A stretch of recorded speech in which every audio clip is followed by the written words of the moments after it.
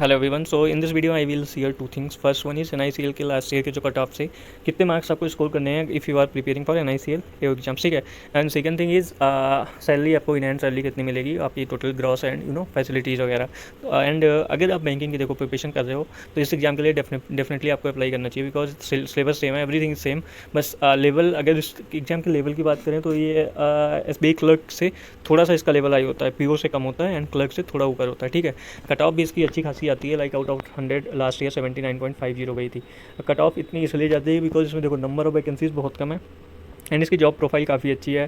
Saturday Sunday off मिलता है, timing fix होती है, वर्कलोड बैंक जितना नहीं होता है, सैलरी बैंक से बेटर होती है।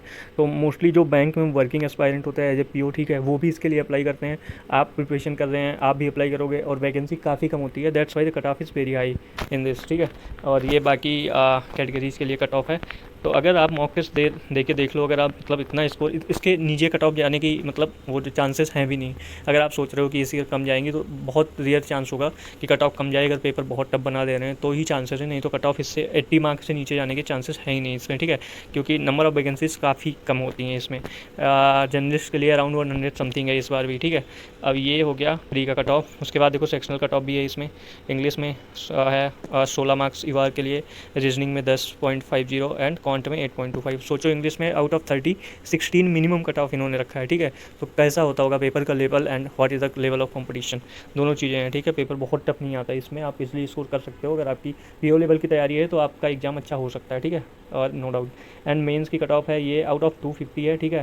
देखो मेंस के लिए एक चीज़ है, अगर आप कंप्यूटर बैकग्राउंड से हो या आपकी कंप्यूटर अच्छी है या आप इतने दिनों में अच्छे से पढ़ लेते हो, क्योंकि इसमें 50-50 क्वेश्चन आते हैं सारे सब्जेक्ट से, quant, reasoning, English, GA and computer. अब सोचो कंप्यूटर से 50 मार्क्स आ रहे हैं, अगर आप उसमें 40 प्लस स्कोर कर पा रहे हो तो आपके देखो 40 मार्क्स सीधे सीधे वहाँ से स्कोर हो गए, तो बाकी 200 में सिर्फ 100 मार्क्स स्कोर करने हैं। तो वो चीज़ें काफ़ी प्लस पॉइंट होंगी अगर आपका कंप्यूटर अच्छा है। ये यूआर कैटेगरी का है cut off, SC, ST, OBC and EWS, ये अदर कैटेगरी। देखो इससे कम इसमें भी जाने के चांसेस होंगे नहीं।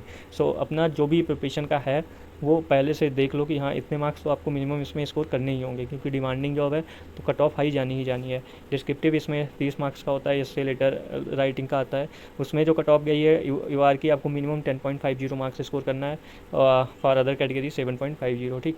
एंड ये देखो सैलरी स्लिप, अब ये सैलरी स्लिप काफ़ी क्लियर आपको नहीं दिख रही होगी, बट अभी जो बेसिक पे इसका है 50,925 रुपीज़। बैंक का पीओ का बेसिक पे है 48,000, ठीक है। इसमें डीए मिल रहा है 28,000 के अराउंड है, ये लास्ट ईयर की है सैलरी स्लिप, लेटेस्ट नहीं है। फिर एचआरए है और कन्वेनियंस अलाउंस है, टोटल मिला के 84,642 रुपीज़ इसकी ग्रॉस सैलरी बनती है।